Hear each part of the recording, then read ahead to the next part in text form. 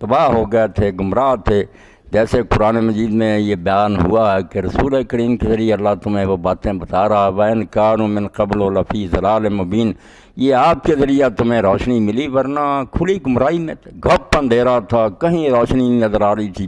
حدیث پاک میں آتا ہے کہ اللہ نے پوری زمین پر نظر ڈالی، سوائے اہل کتاب میں سے کچھ بچے کھچے تھے، چند افراد، جن کے ساتھ ساری دنیا کو دیکھا کہ ہر جگہ کفر ہے، شرک، بے دینی ہے، مشرق سے مغرب تک اندھیرا ہو گیا، روشنی کا کوئی انتظام نہیں رہا۔ تو اللہ تعالیٰ یہ تماشا تو نہیں دیکھتا رہ سکتا تھا، وہ رحیم ہے، عادل ہے، اس نے ہمیں پیدا کیا، وہ جہنم کا ایندھن بنتے ہمیں پسند نہیں کرتا، فضل فرمایا۔ کائنات کے اس شخص کو آخری وحی کے لیے چنا جس سے برتر وجود اللہ نے کوئی تخلیق نہیں کیا تھا۔ جب سے دنیا بنی اور جب تک یہ چلتی رہے گی، نہ حضرت محمد رسول اللہ صلی اللہ علیہ وسلم کا کوئی ثانی پیدا ہوا نہ ہوگا۔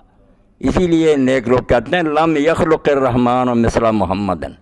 وظنی انہ لا یخلق ابدا، نہ آپ جیسا بنایا، اور یہ بھی ہمارا ایمان ہے کہ ایسا آپ بنائے گا بھی نہیں۔ رخ مصطفیٰ ہے وہ آئینہ کہ اب ایسا دوسرا آئینہ،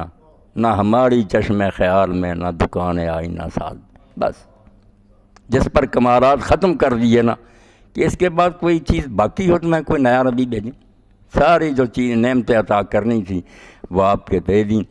اور پھر مقام بھی اس کے لیے وہ منتخب کیا نزول قرآن کے لیے کہ پوری زمین میں کوئی قطع ارض اس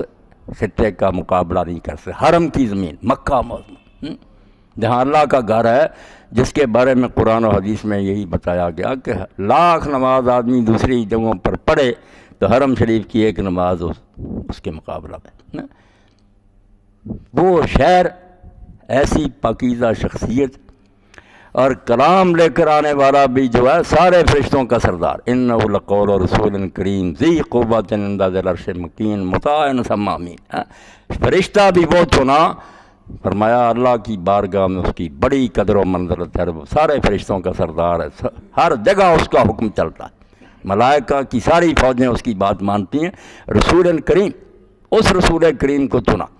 اور قرآن مجید میں آپ دیکھ لیں جبریل علیہ السلام کو بھی جو واسطہ ہے، یعنی رسول ملکی ہیں، فرشتوں میں سے وہ اللہ کا قاصد ہے، اس کو رسول کریم کا، وہ بھی معزز فرشتہ کریم، اس سے آگے کوئی تعریف نہیں عربی زبان میں کسی شے کو کہنا نا کہ وہ بلند ترین ہے، اعلیٰ ترین، معزز، کریم، فرمایا فرشتہ۔ اور دوسری رسول کریم کو بھی فرمایا انہ لقول رسول کریم۔ یہ جو انسانوں میں سے تمہیں بتا رہا ہے نا، یہ بشری رسول بھی سب سے اعلیٰ اونچا۔ تو کرام بھی اللہ پاک نے وہ فرمایا جس کو قرآن مجید کہتا ہے کہ قرآن مجید کا کہ بڑی عظمت والا، بڑی شان والا۔ تو اس لیے جب رمضان شریف میں یہ انعام ہوا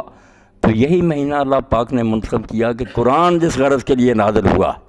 کہ تم اللہ کے فرمانبردار بندے بن جاؤ، اس کے لیے تیار کرنے کے لیے وہی مہینہ موضوع ہے جب وحی کا پہلا قطرہ زمین پر برسا تھا، جس مہینے میں یہ انعام ہوا تھا اس کی یاد میں گار منا۔ اس لیے یہی سمجھنا چاہیے کہ یہ پورا مہینہ نزول قرآن کی عید ہے۔ عید وہ نہیں جو ہم آخر میں مناتے ہیں، وہ تو چھٹی مل گئی کہ بھائی ٹریننگ ہو چکی، ورنہ اس مہینے میں ہم اس کا ہی جشن مناتے ہیں کہ اللہ ہم شکر گزار ہیں، قرآن جیسی دولت ہمیں دی، اور یہ آئی ہے اس لیے کہ لوگ متقی بننے، ہدی للمتقین،